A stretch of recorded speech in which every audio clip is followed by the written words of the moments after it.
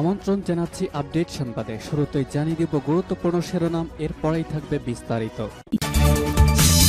পুরোদমে Iran, Israel এবং নিরীহ ফিলিস্তিনিদের মাঝে ভয়াবহ যুদ্ধ চলছে হামলা পাল্টা হামলা। এরই মাঝে আমাদের হাতে এসে পৌঁছেছে এই যুদ্ধের সর্বশেষ গুরুত্বপূর্ণ সবথেকে তাজা আপডেট সংবাদ আপনাদের জানিয়ে দিব। প্রথমেই জানাবো, লোহিত সাগরে সশস্ত্র বাহিনীর হামলা, ডুবে গেল ইসরায়েলগামী জাহাজ। আলহামদুলিল্লাহ, ইয়েমেনের সশস্ত্র বাহিনীর হামলায় ইহুদিবাদী ইসরায়েলের একটি জাহাজ লোহিত সাগরে ধ্বংস হয়ে গেছে, যার গন্তব্য ছিল ইসরায়েলের অধিকৃত বন্দরে। আজ ইয়েমেনি বাহিনীর ভাষ্যমতে ম্যাজিক সিস নামের ওই জাহাজ এখন পানিতে ডুবে যাওয়ার পথে। এরপর জানাবো, যুক্তরাষ্ট্র এবং ইসরায়েলে টানা 2 বছর ক্ষেপণাস্ত্র ছুড়লেও ইরানের মজুদ শেষ হবে না বললেন ইরানি কমান্ডার। সম্প্রতি ইসরায়েল সামরিক বাহিনীর একজন ঊর্ধ্বতন কর্মকর্তা দাবি করেছিলেন ইরানের কাছে সব মিলে 2 থেকে 2.5 হাজার ক্ষেপণাস্ত্র রয়েছে। তবে 12 দিনের সংঘাতে বড় ধরনের হুমকি বিবেচনায় এই সংখ্যা আগামী কয়েক বছরে আরও বেশ কয়েক গুণ বাড়তে পারে। যদিও তার এই দাবি গ্রহণযোগ্যতা নিয়ে সংশয় রয়েছে। এরই মাঝে ইরানের সেনাবাহিনী বিপ্লবী গার্ড জানিয়েছে, ইরানের কাছে যে পরিমাণ ক্ষেপণাস্ত্র আছে তা দিয়ে অন্তত 2 বছর ইহুদিবাদী ইসরায়েল ও যুক্তরাষ্ট্রে পরপর হামলা চালিয়ে যেতে পারবে তারা। এদিকে জবাবদিহি না করলে ইসরায়েলকে পরিণাম ভোগ করতে হবে, ইরানের প্রেসিডেন্টের হুঁশিয়ারি। ইরানে হামলার জন্য ইসরায়েলকে জবাবদিহিতার আওতায় না আনা হলে পুরো অঞ্চল এবং তার বাইরেও এর পরিণাম ভোগ করতে হবে বলে হুঁশিয়ারি দিয়েছেন ইরানের পররাষ্ট্রমন্ত্রী আব্বাস আরাকচি। ব্রাজিলে অনুষ্ঠিত ব্রিক্সের শীর্ষ সম্মেলনে তিনি এসব কথা বলেছেন, খবর আল জাজিরা। এদিকে যুক্তরাষ্ট্রে বিমান বিধ্বস্ত, সব আরোহী নিহত। যুক্তরাষ্ট্রে একটি বিমান বিধ্বস্ত হয়ে সব আরোহী নিহত হয়েছে। দেশটির ওহাইওতে এই দুর্ঘটনায় একজন ধনী ব্যবসায়ী এবং তার পরিবারের সব সদস্য মারা গেছে। এবং সর্বশেষ জানাবো, মিরপুরে বাসায় ঢুকে আওয়ামী লীগের ফ্যাসিস্ট আখ্যা দিয়ে চাঁদা আদায়, গ্রেপ্তার 4। রাজধানীর মিরপুরের পশ্চিম মণিপুরে একটি বাসায় চাঁদাবাজির ঘটনায় 4 জনকে গ্রেপ্তার করেছে ডিএমপির মিরপুর মডেল থানা পুলিশ। তারা হলেন আনোয়ার হোসেন তাবিদ 35, মিন্টু মিয়া 35, রতন মিয়া 34 ও মোহাম্মদ ইসমাইল হোসেন 24। ভোরে পশ্চিম মণিপুর প্রতীকভিলা নামক একটি বাসা হতে তাদের গ্রেপ্তার করা হয়। প্রিয় দর্শক, এতক্ষণ শুনছিলেন সংবাদ শিরোনাম, এবারে বিস্তারিত। তবে তার আগে বন্ধুরা, অনুরোধ থাকবে এই সংবাদটিতে একটি লাইক দিন। এই চ্যানেলে আপনি নতুন হয়ে থাকলে আমাদের সংবাদটি দেখতে দেখতে চ্যানেলটি সাবস্ক্রাইব করে রাখুন। কমেন্ট করে বন্ধুরা আপনার মূল্যবান মতামত জানিয়ে দিন আপনি বিশ্বের কোন দেশ থেকে বা বাংলাদেশের কোন স্থান থেকে আমাদের সংবাদটি দেখছেন এবং শুনছেন। আর বন্ধুরা, গাজা যুদ্ধে আপনি যদি নিরীহ ফিলিস্তিনিদের ভালোবেসে থাকেন, কমেন্টে ইয়েস লিখে বিশ্ববাসীকে জানিয়ে দিন। সংবাদটা আপনার সোশ্যাল মিডিয়া ফেসবুকে শেয়ার করে বন্ধুদেরও দেখার সুযোগ করে দিন। এবারে বিস্তারিত। লোহিত সাগরে সশস্ত্র বাহিনীর হামলা, ডুবে গেল ইসরায়েলগামী জাহাজ। ইয়েমেনের সশস্ত্র বাহিনী দাবি করেছে লোহিত সাগরে একটি জাহাজে তারা হামলা চালিয়েছে, যার গন্তব্য ছিল ইহুদিবাদী ইসরায়েলের দিকে। তবে সেই জাহাজটিকে তারা ব্যালিস্টিক ক্ষেপণাস্ত্র হামলা চালিয়ে তা ধ্বংস করে দিয়েছে। তাই ইসরায়েলগামী জাহাজটি আর ইসরায়েলে যেতে পারেনি। ইহুদিবাদী ইসরায়েলের দিকে যেতে চাওয়া এই জাহাজটি ইতিমধ্যেই ডুবে গেছে।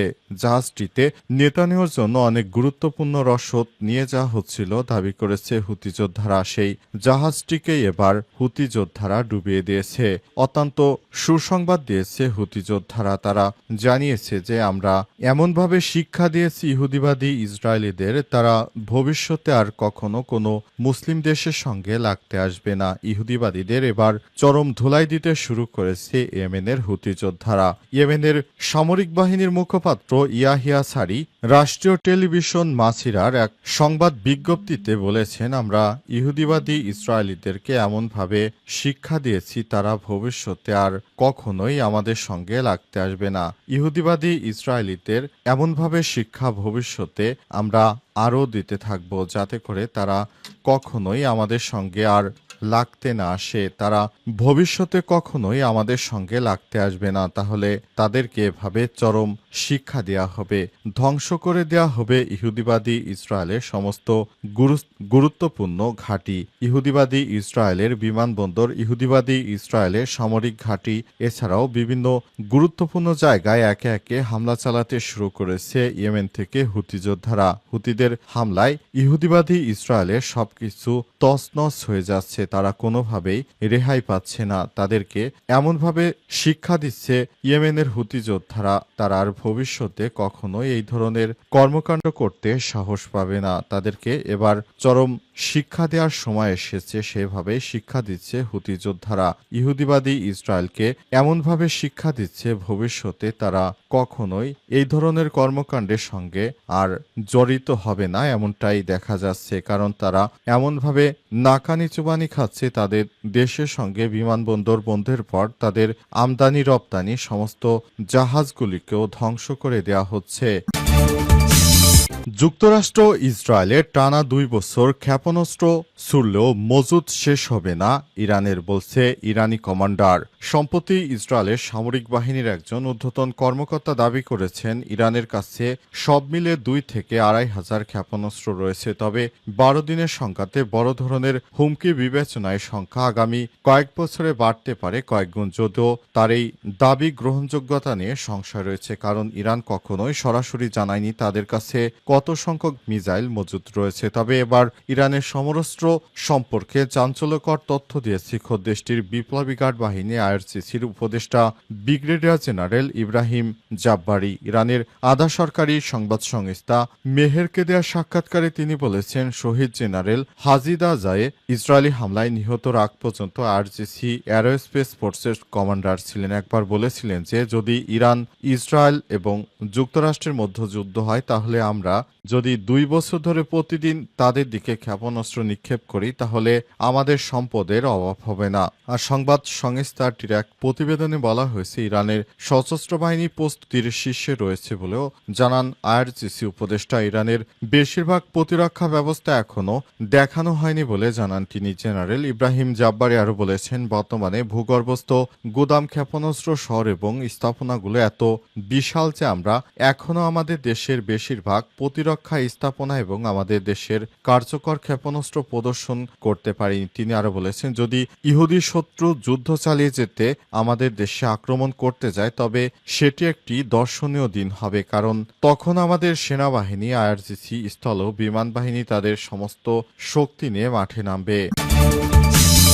জবাবদিহি না করলে ইসরায়েলকে পরিণাম ভোগ করতে হবে, ইরানের প্রেসিডেন্টের হুঁশিয়ারি।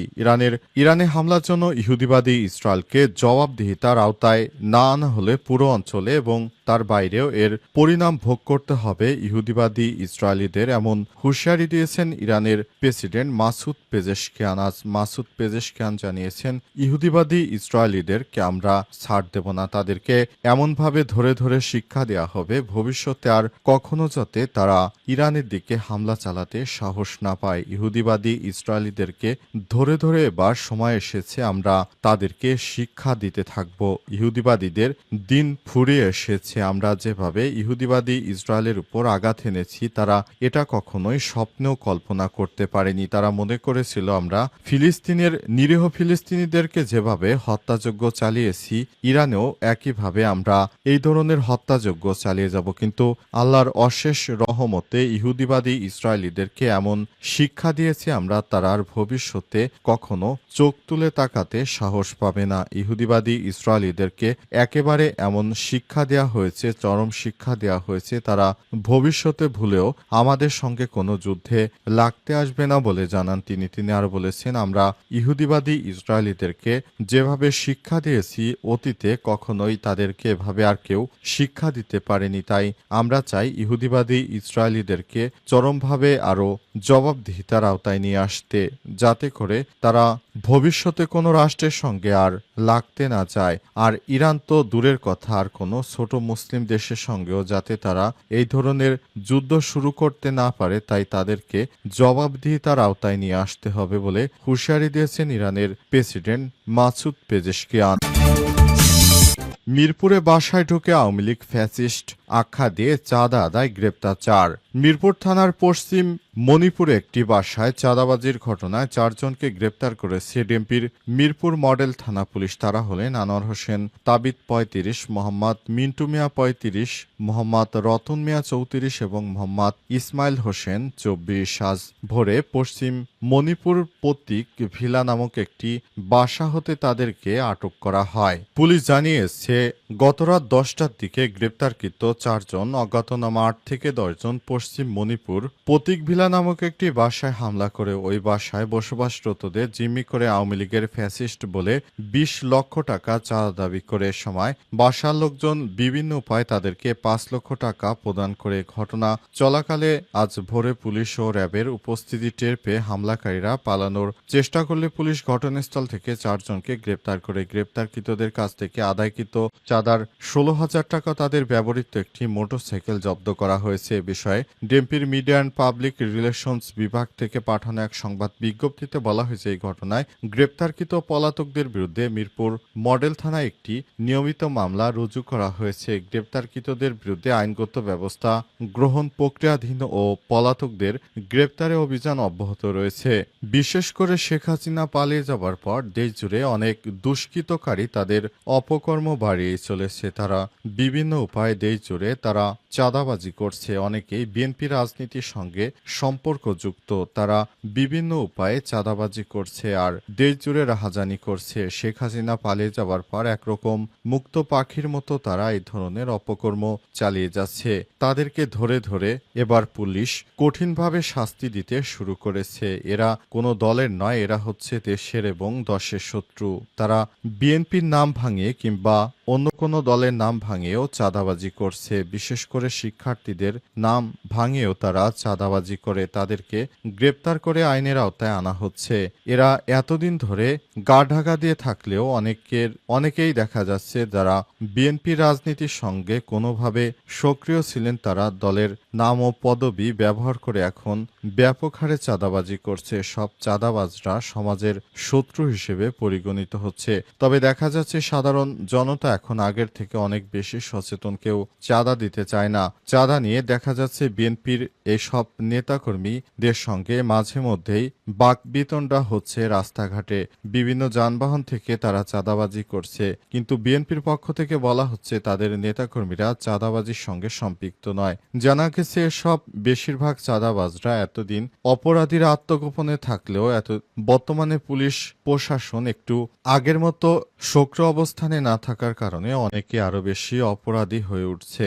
এসব অপরাধীরা সমাজ এবং দেশের শত্রু।